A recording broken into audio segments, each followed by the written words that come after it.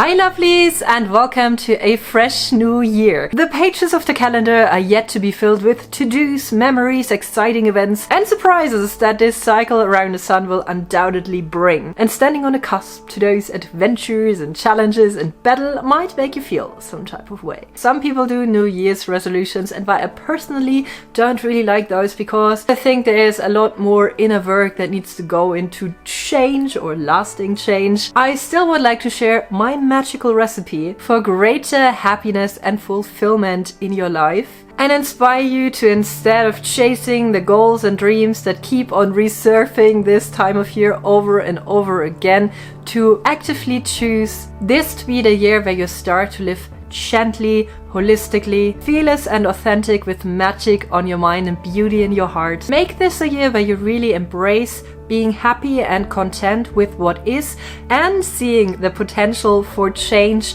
in little daily habits, actions and thoughts in order to have a greater result in the end. And while yes, happiness comes easier if all your basic needs are fulfilled, like Maslow's hierarchy of needs and such, we also can find small bits of magic and happiness in our mundane everyday life. So here are my 5 golden tips for you. Consider this your guide to mindset and action to feel more fulfilled, relieved and stressless, while working slow, gentle changes to better your life. Let's start with a very well-liked saying that I too find myself uttering at some points when the crunch goblins are particularly impish, and that's: life is hard. And life is hard for every one of us. That hard looks different for everyone. Everyone struggles. For some people, we can very obviously see it. They go to very big traumatic struggles. With other people, it's more hidden, it's more on the inside, it's not really visible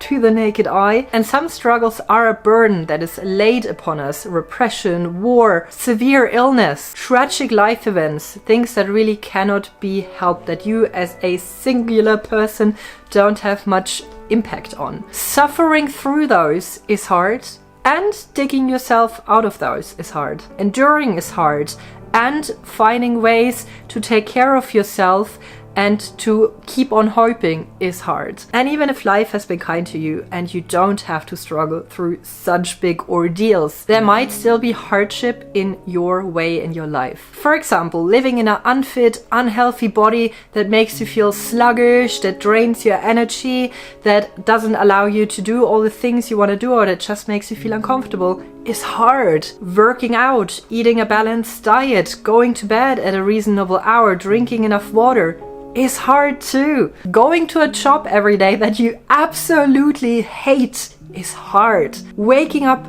every day, working and fighting for the life that you want to create is hard too. Living in an environment that is unsupportive of your dreams, of your hopes, of your needs is super hard. And walking away from a network that you already have and going by yourself to battle by yourself is hard too. What is important to see here? Either way, it's hard. Life is hard. But you are the one in charge choosing between those options. And one of these choices might always be more rewarding in the long term. However, it might still be hard. So my tip for you is: choose your heart. Find a hardship in your life and see what is the alternative. And then consciously choose it. Because to some degrees you always have a choice, even though it's sometimes hard to see. And with that mindset, you will suddenly feel a much bigger degree in happiness. And I already hear you asking, but why? Well, you will feel more responsibility for what is happening in your life. You will get out of that victim mindset. You'll leave the, oh, I'm just a little tiny boat rocking on like really stormy waves, but you'll actually get to the steering wheel and you will be like, hey, this is the hard way that I'm choosing to go.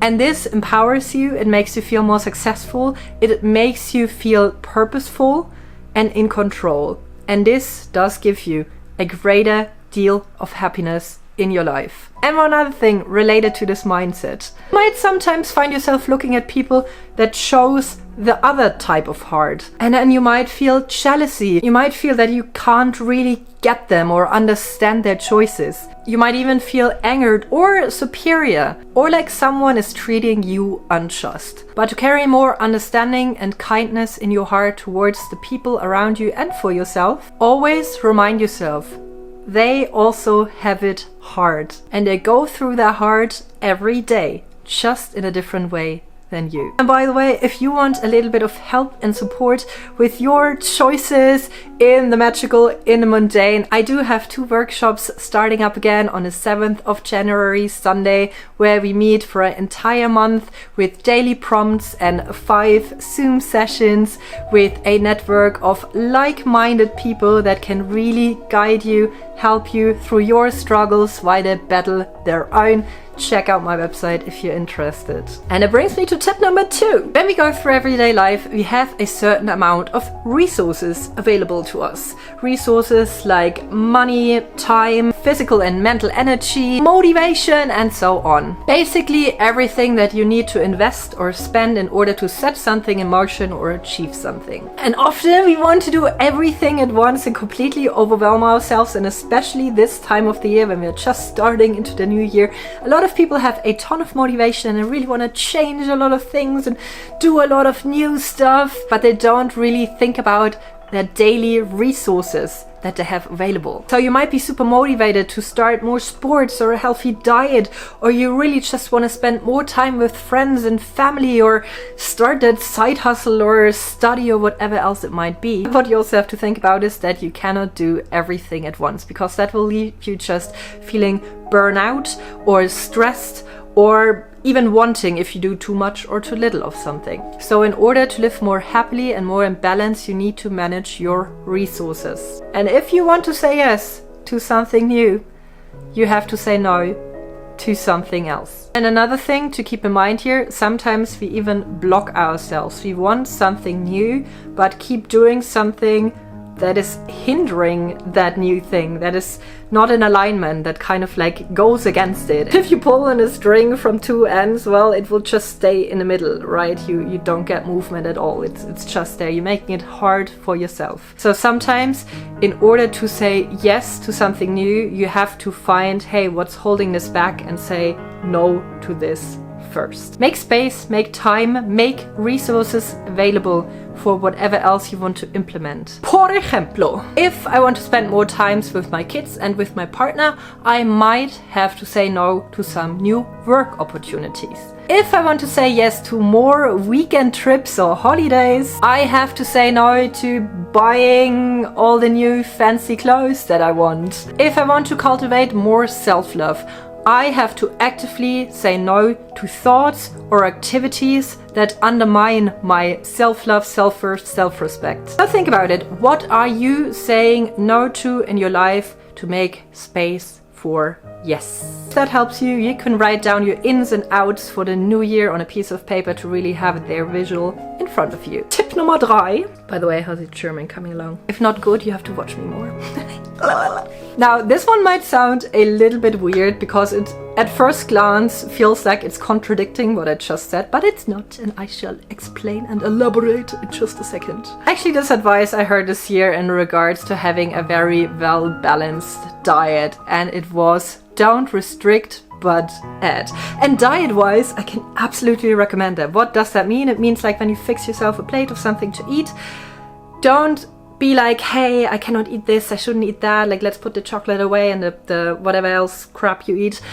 And instead of doing that, I see, hey, what can I add to the plate? What can I add in protein? What can I add in greens and fruit and veggie to make this a really nutritious, balanced type of meal that like gives my body good things, right? And then you very naturally eat more of the things you should eat, and you're probably too full to eat all the crap that is not doing your body the greatest service other than being soul food, which also very important. After all, this is the witch's cookery. But you don't only have to restrict this wonderful saying to diet. You can also see it as advice for your entire life, for your daily activities. So everything in life is connected. How you sleep, how you eat, how you hydrate your body, how you take care of yourself, how you speak to yourself, and how you talk to or about others. The exercise you get and the time you spend in nature, and of course your environment. To live holistically happy, you kind of need to find balance in all of those. And hey, we are no jugglers, so it's kind of hard to keep that act up, right? To like take care of each of those like sections in your life and kind of like make sure that everything is fulfilled. And you can kind of like, with that example with a plate, when you do one thing, you can add other things. And no, I'm not saying you should become a crazy multitasker and now do squats every time you watch TV. Like, no. Absolutely not what I mean with that. But what you can do is to take those daily automatic tasks that you don't really think about, that just kind of like happen and that maybe are even a little bit draining or exhausting or just, you know, they just have to happen. And you add a touch of magic and a little bit of something fulfilling, something that kind of like makes your life a bit nicer, that makes the activity a bit nicer, a bit more well-rounded, a bit more nourishing to your soul, if you will. Maybe when you're doing a tedious task for work, fix yourself a really nice tea with intention, put in some lovely energizing ingredients, herbs, and then drink it while you do that task and enjoy. When you spend time playing with your kids, sitting with your kids, don't only kind of like passively be there, but think about, hey, maybe we could do a nature walk, or we could get in some more cuddles or some nice words. If you do your makeup in the morning, instead of just like making sure everything is on fleek, you could also take that moment to speak or think a couple of nice words to yourself in the mirror. Positive affirmation, whatever floats your boat. When you walk your dog, be extra mindful what is happening in nature, and maybe do a little walking meditation of like, hey, what is happening here with all the plants, the trees and birds and sky? How can I kind of like symbolically reflect on that for my own life? And you hang out with a friend, just throw in there how much they made your day better and why. You get the gist. Just go the extra mile, be extra mindful of, hey, what can I add to the situation to bring in more happiness, more fulfillment, and not just like let my boat drift through the storm without really thinking about it. Now the Hati number 4. Running out of languages I can speak. I don't know why we're doing that today, but I think the travel bug might have bitten me. I kind of feel I need to get out of this country for a while and see other things. Alright. Tackle your fear. One specific fear, and this one is not for the faint of heart. This one is for the people that already suffer under this for so long, because it's something very scary to do and very big to do, or it might seem big, but it also yields the biggest change for happiness in your life. So listen up, children.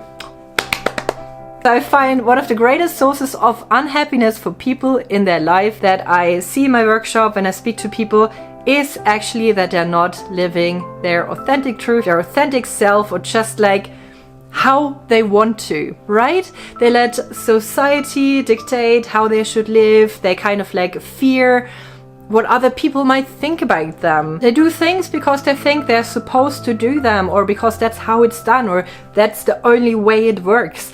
And this, my friends, is called a limiting belief. And if you just said, yes, but that's all idealistic and in real life this doesn't work. Yes, my friend, this too is a limiting belief. Go and do some journaling on the topic. I promise you, it's worth it. We drift through life on old antiquated beliefs and should-dos and have-dos and all of that. And we all have that to a certain degree, depending on the environment you grew up in or the deconstruction you already did yourself, you will feel it more or less. But trust me, beautiful things happen when you can shed this. But what does living authentically mean? Living authentically just means you really live true to yourself. You do the things, you say the things, you wear the things, you express the things that you want to, because you feel this is right and this is how I am, and like if you don't like it, leave it, right? But here is also the issue. Like, it's a very biologically ingrained fear, the fear of rejection from our environment. We as humans are herding animals, is that what it's called? You know, mammals that travel in packs, groups. And we kind of like depend on survival depending on like other people. I mean, back in the days, even more so than now, but we still kind of depend on a job environment oftentimes. We still depend on our family support, all of those things, right? However, now in the modern age and day, we really can find our village, we can find our people. We have the World Wide Web and other ways to reach out and find communities that are more in alignment with who we are, who we want to be. And we are not forced to live in a tiny cave with a bunch of people that have like a completely different mindset, belief, view on life, whatever else it might be, than us. Or alternatively be eaten by a cave bear, I don't know. Mammoth. I think they ate grass. Doesn't matter! That's beside the point. What was I saying? What I often hear is people, for example, reaching out to me and they want to start a YouTube channel and they're like, but what if this and that person sees and what will they say about what I have to say? Like, that's the exact point. You're on YouTube to kind of like convey a message, right? You want people to see it. So who cares what that person thinks? If it's your truth, you speak your truth. Or especially if you came here from the witchy poo community, a lot of people don't really feel they can practice that openly. Why? Just do it. Let other people think what they want. If they want to judge you in that, that's on them, not on you. And yes, they might reject you. Yes, they might not want to hang out with you. Yes, they might tell weird stories about you, but that's their issue in the end. I know, easier said than done. In my life did a lot of questionable things and things that were not quite, how to put this, the norm in society. But what I always find that if you're just being super open, super transparent, and just share like if it was the most normal thing in the world, because oftentimes it just is, if that's your truth, then people are actually really interested in what you have to say and they don't judge you. As soon as you get defensive about something, people think there's something fishy about it, and that's when they get like aggressive, because if you need to go in the defense, maybe people feel they have to go into the offense. Just a thought on how to potentially deal with that, but that might not work for everyone or might not be your cup of tea. So my tip for you this year, find what living authentically, happily, free of any fears means to you, and then see how you can slowly evoke that change in your life. Bring a bit more authenticity in and live more like you really want to, in the core, in your passions, in your need, want to live. Number 5, and we're back with English, last but not least, something that you can apply right now. Lock it in. And this is more for my magical peoples, even though if you are a muggle visiting this lovely corner of the internet, you can absolutely do that too. Right now in the northern hemisphere, we're still in winter, the earth is sleeping, plants are sleeping and just preparing. What is happening in the soil? So the little seedlings and plants and stuff,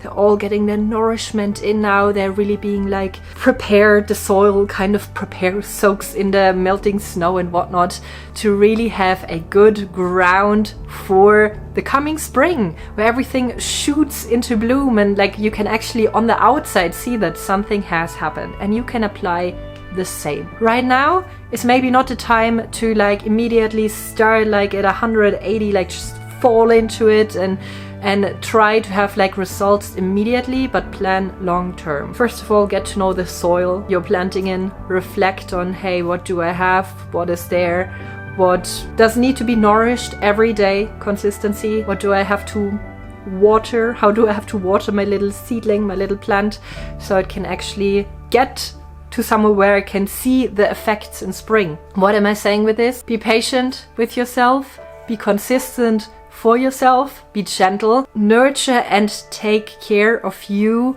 your happiness, your contentment, your goals and dreams as well, and lock habits, mindsets, actions in right now so they become more automatic with time as you go through the year. I hope you found this helpful. I wish you a most abundant new year. Happiness, health to you and yours. Don't forget to check out the workshops if you're interested. There's a lot more goodies on my website right now, handcrafted specifically for you. And I shall see you very soon. Bye! Bye!